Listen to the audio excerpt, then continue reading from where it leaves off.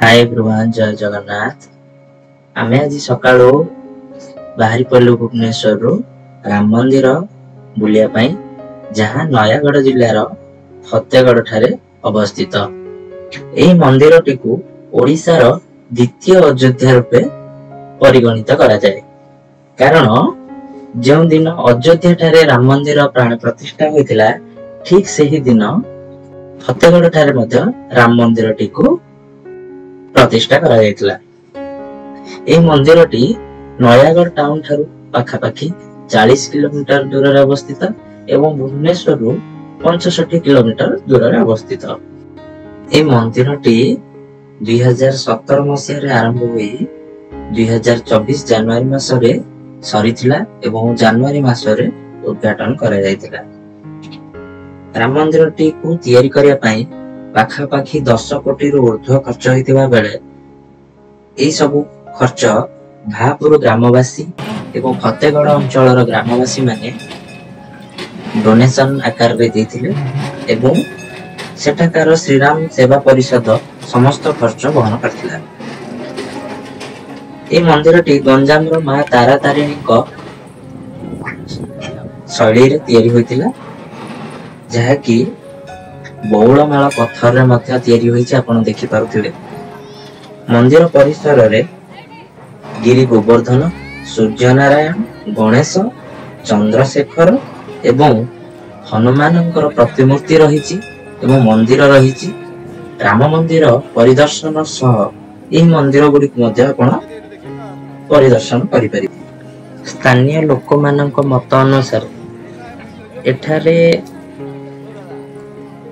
आगुरु एक भागवत पीठ थिला, जोटा कि स्थानीय लोक माने सेठी जाई पूजा करुथिले एवं गिरी गोवर्धन को मध्य पूजा करुथिले।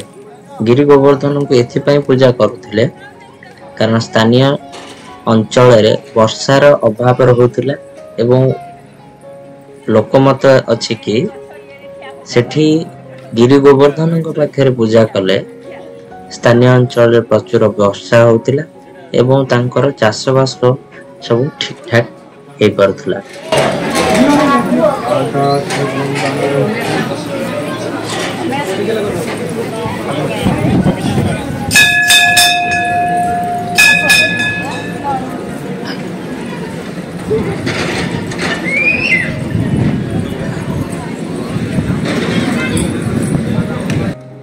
आमी जदि किंबदंती को दोहरेबा, एठी राम मंदिर प्रतिष्ठा पूर्व बहुत पूर्व पाखापाखी 1912 मसीह रे जेबे जगन्नाथंकर नवकलेबर हेतिला, सेही समय रे एही पहाड़रू एक लिंब वृक्ष सुदर्शनक दारू पाई जाइथिला एवं पुरी रे सुदर्शनकर दारू तैयारी होइतिला।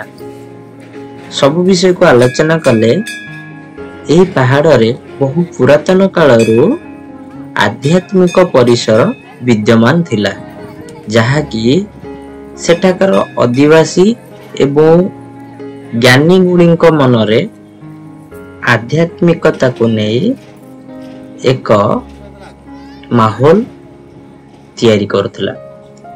परिशेष रे समस्तंकर प्रचेष्टा रे एठी एक राम मंदिर प्रतिष्ठा करा गला, जहा कि पर्यटन स्थली सहित लोक मानकर आध्यात्मिक भावना को आहुरी बहुगुणित करिते पारिछि। आमको मध्य ताहा रोकी पार नथिला। आमे भुवनेश्वर रु बाहरी आस्तिलु फतेगढ़ राम मंदिर दर्शन अभिमुखे। मो पुओ, मो स्त्री, बापा बो एवं मो भौणी ता सहित आम ओडिशा घर जने माउसी को धरी आमे पहुंची थिलु फतेगढ़ राम मंदिर रे। सतरे राम मंदिर दर्शन तो आम पई एक सौभाग्य थिला। ता सहित एठाकार परिवेश बहुत शांत शिष्ट, बहुत शांत परिवेश थिला, जहा कि आमर मन को छुई जाइतिला। सुंदर कारुकार्य सहित एठाकार सुंदर परिवेश पहाड़र परिवेश जुआड़े भी आपण देखिबे एक सबुज परिवेश सहित आपण एक शांत परिवेश अनुभूत हो।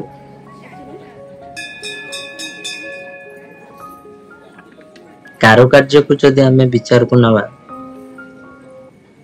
आपण देखिथिबे तारातारिणी मंदिर रे जो भली कारुकार्य होईची ठीक ए राम मंदिर टी सेई भली कारुकार्य रे परिपूर्णता सहित सेठाकार लागिथिबा बौलमाल पत्थर एठी मध्य लागिची जहा की सौंदर्य को बहुगुणित कर देउछे लोक मानकर जिज्ञासा को द्विगुणित कर दउछे। परिशेष रे आमे मंदिर दर्शन करने सहित श्री राम लक्ष्मण एवं सीता मांकर प्रतिमूर्ति थिबा मंदिर दर्शन कलु पार्श्व देवादेवी दर्शन करी आमे किछि समय एठी रहिबा पई चिंता कलु एवं रहिलु मध्य मो छोट छुआटी को धरी आमे जाइतिलु जेहेतु से टिके भक्ति मार्ग रे केमते आसु आमे चिंता करूथिलु एवं से मध्य बहुत आनंदित हैला एठी बुली बहुत खुशी ही गला जेहेतु ता बयसर बहुत छोट छोट पिला एठी थिले। परिशेष रे मु आउ टिके दर्शन करया पे बाहर गेली कारण मन इच्छा करू नथिला एठी चली जाय पे आउ थरे दर्शन करया पे मु बाहरली दर्शन मध्य कली। आह कि सुंदर मूर्ति आपण दूर मध्य देखि परिबे देखंतु राम लक्ष्मण सीतांकर केवल अपूर्व मूर्ति तैयारी हेछि। खरा को खातिर न करी लोक मानकर भीड़ दिन को दिन बढ़िबार लगी सतरे भगवानंकर करुणा कहिले न सरे कारण तांकर डोरी न लागिले केही मध्य आसी परिबे नै। मो स्त्री बहुत एंजॉय करथिले एक्चुअली बहुत एंजॉय करथिले मो छोट छुआटी मध्य बहुत एंजॉय करथिला जेजेमा को सहित से बहुत खेलुथिला तार इच्छा मध्य एटू न जिया पई किंतु हमको अलगा जगह भी बुलियार थिला श्री नीलमाधवंकर दर्शन करिवार मध्य थिला तेणु आमे बहुत समय रहिला परे आमे एथर बाहरिबा कथा चिंता कलु पाखापाखी 12:30 रु 1 पर्यंत आमे एठी रहिथिलु। वर्तमान आमे राम मंदिर बुद्धि सारी की जाउछु कंटिलो नीलमाधव चलो चलो आमे को महाप्रभु बाबा देखिबा पे आस्तिले हनुमान को देखिलो हनुमान आउ जय श्री राम आमे सब जय श्री राम को देखिले श्री राम को देखिले जय श्री राम जय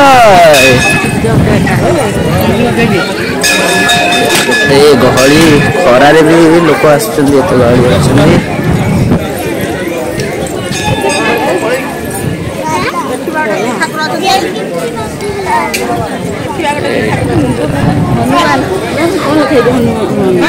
द्वितीय जगह विषय आम आसी पहुंची खंडपड़ा ब्लॉक रे अवस्थित श्री नीलमाधव मंदिर रे। आपण तो नीलमाधव विषय अल्प बहुत जानी किछि अजाना कथा मु आपन को आज जणेबी।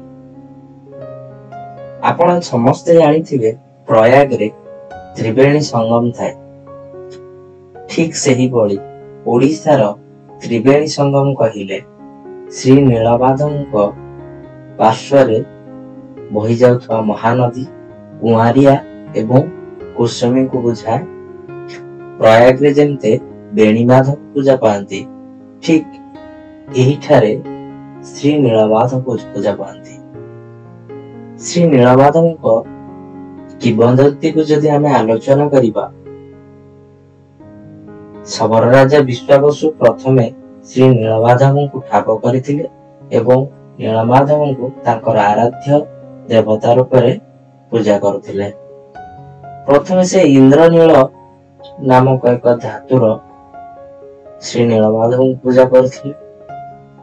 ପରବର୍ତ୍ତୀ ସମୟରେ ଏହିଠାରେ ଶ୍ରୀ ନୀଳମାଧବଙ୍କୁ ସ୍ଥାପନା କରାଯାଇ ଅଦ୍ୟାବଧି ପୂଜା ପାଉଛନ୍ତି। ନୀଳମାଧବଙ୍କର ଆଉ ଏକ ସୁନ୍ଦର କାହାଣୀ ଅଛି କି ପୁରୀରେ ଯେଉଁଭଳି ମନ୍ଦିର ତିଆରି ହୋଇଛି ଠିକ ସେହିଭଳି ଏଠାରେ ମଧ୍ୟ ସେହି ଢାଞ୍ଚା, ଠିକ ଯେପରି ଶ୍ରୀମନ୍ଦିର ପୁରୀର ପାର୍ଶ୍ୱରେ ସମୁଦ୍ରଟି ଅଛି, ଠିକ ନୀଳମାଧବଙ୍କ ବାମ ପାର୍ଶ୍ୱରେ ମହାନଦୀଟି ବହି ଯାଇଛି। ନୀଳମାଧବଙ୍କ ଠାରେ ବହୁ ସମୟ ବିତେଇବା ପରେ ଆମ ଫ୍ୟାମିଲି ଆମେ ବାହାରି ପଡ଼ିଲୁ ଆଉ ଏକ ମନ୍ଦିରର ଦର୍ଶନ ଅଭିମୁଖେ। କୁହାଯାଏ ନୀଳମାଧବଙ୍କର ଦର୍ଶନ ଯଦି କରୁଛନ୍ତି ଆପଣ ଶ୍ରୀ ମନ୍ଦିର ପୁରୀର ଦର୍ଶନ କରିବା ଭଳି, କାରଣ ସେଠି ଯେତେ ଗୁଡ଼ିଏ ପାର୍ଶ୍ୱ ଦେବାଦେବୀ ପୂଜା ପାଉଛନ୍ତି ଠିକ ନୀଳମାଧବଙ୍କ ଠି ସେତେ ଗୋଟି ପାର୍ଶ୍ୱ ଦେବାଦେବୀ ପୂଜା ପାଉଛନ୍ତି।